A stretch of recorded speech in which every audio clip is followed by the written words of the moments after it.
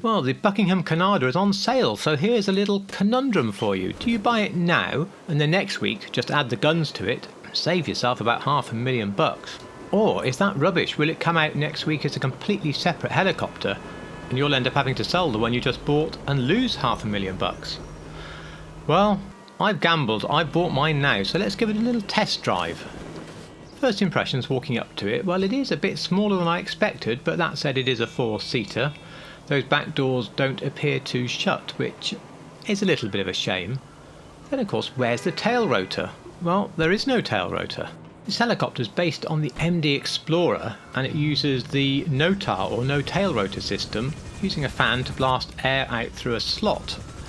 Then something clever happens that I don't understand. It's called the Conada effect, and I think that's where the name of the helicopter came from.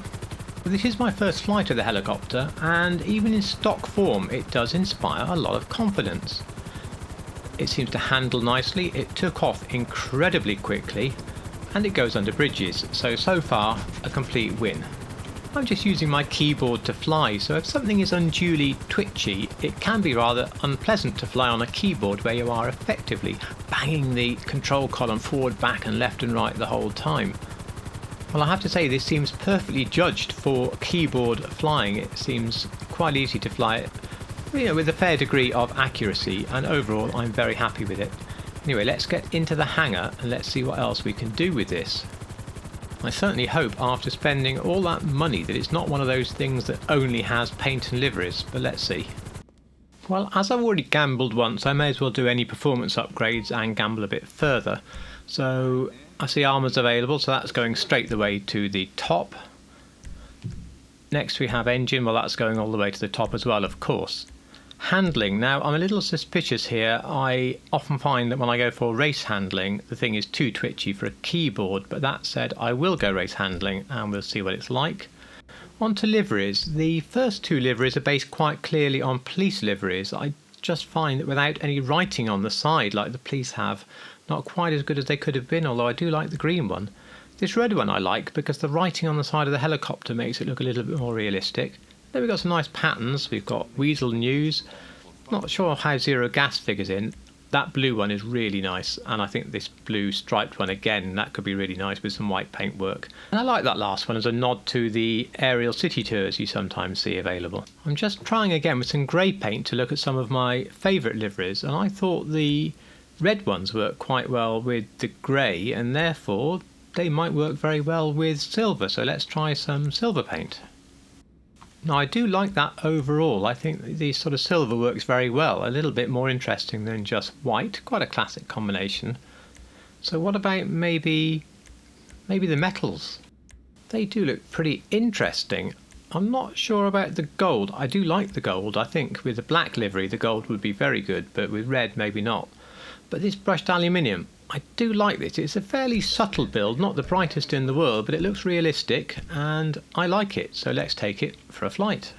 For reasons I've never understood, if you film somewhere around this Zancudo area, you can't change the camera angle in Rockstar Editor, so effectively you just get this game view without the HUD, so apologies, I can't do very much cinematics whilst I'm in this area. But first impression is I think I have been a little over keen with the race handling. It is a little bit less smooth, a little bit harder to fly around the place, so I might change that. But following roads and rivers, especially like that when you forget where they go, following roads and rivers can be quite tricky in helicopters to try and get the turn completed in time. But this helicopter is no problem. I'm exceptionally impressed with its ability to go around these fairly unknown lefts and rights and keep me over the water the bulk of the time. I only give up here because I don't know where the bridges are and I think I'm lost, but no, there they are, so let's pop under those and show you my expert flying under bridges skills, which are really, they're not actually as good as I thought they were, to be quite honest with you, so I think it's time to go back to the hangar for a quick repair. Again, as we swoop in for the landing, some very good handling, reminding me of something like the Sparrow really, and how quick it is to be able to bring it to a stop and get it straight back down in the right spot. While I was there, I picked up the smooth handling package, which is number 2 on the list, and for me this is the perfect balance, and it's flying very nicely indeed. So now I start to have a think. Why would I buy this, the standard Conada? The handling is fantastic. It's a really, really fun helicopter to fly. It takes off very quickly, and that's all great. But it's quite likely when you're watching this that you also have the Kosatka with the Sparrow, which you can call absolutely anywhere. And the fastest helicopter you can buy is the one that can just be called straight on the street when you need it, not the one you have to travel to a beach or something to pick up. And the same with the Buzzard. Now, I think I enjoy flying this more than the Buzzard or the Sparrow, in fact. So it is a bit better, but I don't think that's compelling enough to spend the money, even though it is really great. I remember watching Deep Space Nine, that famous time that Worf said that the Defiant was a tough little ship.